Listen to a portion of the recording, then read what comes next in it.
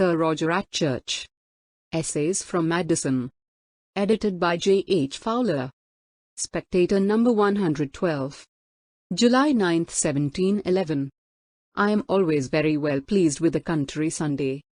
And think, if keeping holy the seventh day were only a human institution, it would be the best method that could have been thought of for the polishing and civilizing of mankind. It is certain the country people would soon degenerate into a kind of savages and barbarians, were there not such frequent returns of a stated time, in which the whole village meet together with their best faces, and in their cleanliest habits, to converse with one another upon indifferent subjects, hear their duties explained to them, and join together in adoration of the Supreme Being. Sunday clears away the rust of the whole week, not only as it refreshes in their minds the notions of religion, but as it puts both the sexes upon appearing in their most agreeable forms, and exerting all such qualities as are apt to give them a figure in the eye of the village. A country fellow distinguishes himself as much in the churchyard as a citizen does upon the change, the whole parish politics being generally discussed in that place either after sermon or before the bell rings. My friend Sir Roger, being a good churchman, has beautified the inside of his church with several texts of his own choosing.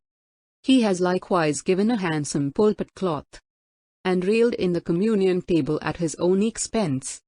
He has often told me that at his coming to his estate, he found his parishioners very irregular, and that in order to make them kneel and join in the responses, he gave every one of them a hassock and a common prayer book, and at the same time employed an itinerant singing master, who goes about the country for that purpose, to instruct them rightly in the tunes of the psalms, upon which they now very much value themselves, and indeed outdo most of the country churches that I have ever heard.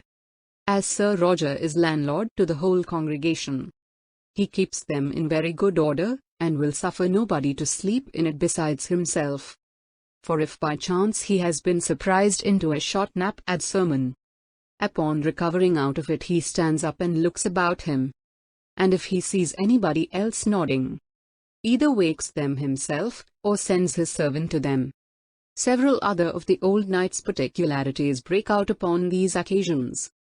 Sometimes he will be lengthening out of us in the singing psalms, half a minute after the rest of the congregation have done with it. Sometimes, when he is pleased with the matter of his devotion, he pronounces Amen 3 or 4 times to the same prayer, and sometimes stands up when everybody else is upon their knees, to count the congregation, or see if any of his tenants are missing.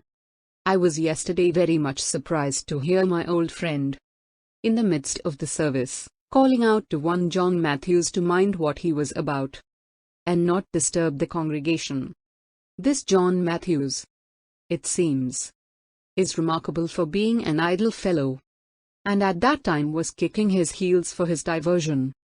This authority of the knight, though exerted in that odd manner which accompanies him in all circumstances of life, has a very good effect upon the parish, who are not polite enough to see anything ridiculous in his behavior.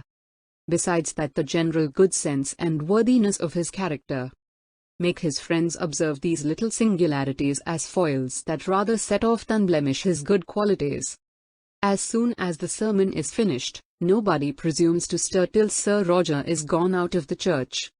The knight walks down from his seat in the chancel between a double row of his tenants, that stand bowing to him on each side, and every now and then he inquires how such an one's wife, or mother, or son, or father do, whom he does not see at church, which is understood as a secret reprimand to the person that is absent.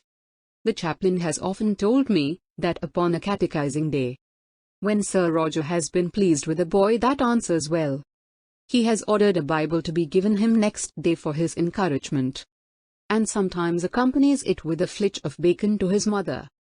Sir Roger has likewise added £5 a year to the clerk's place, and that he may encourage the young fellows to make themselves perfect in the church service, has promised, upon the death of the present incumbent, who is very old, to bestow it according to merit.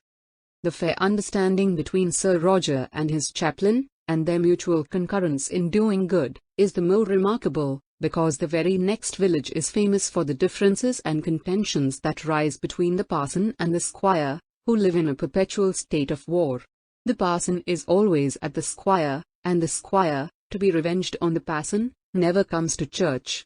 The squire has made all his tenants atheists and tithe-stealers, while the parson instructs them every Sunday in the dignity of his order, and insinuates to them, almost in every sermon, that he is a better man than his patron. In short, matters are come to such an extremity that the squire has not said his prayers either in public or private this half-year, and that the parson threatens him, if he does not mend his manners, to pray for him in the face of the whole congregation.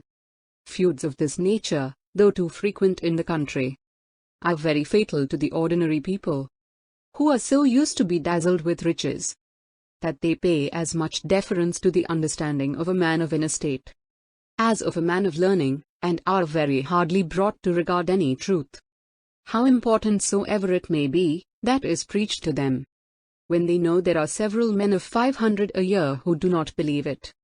End of the essay. Thank you.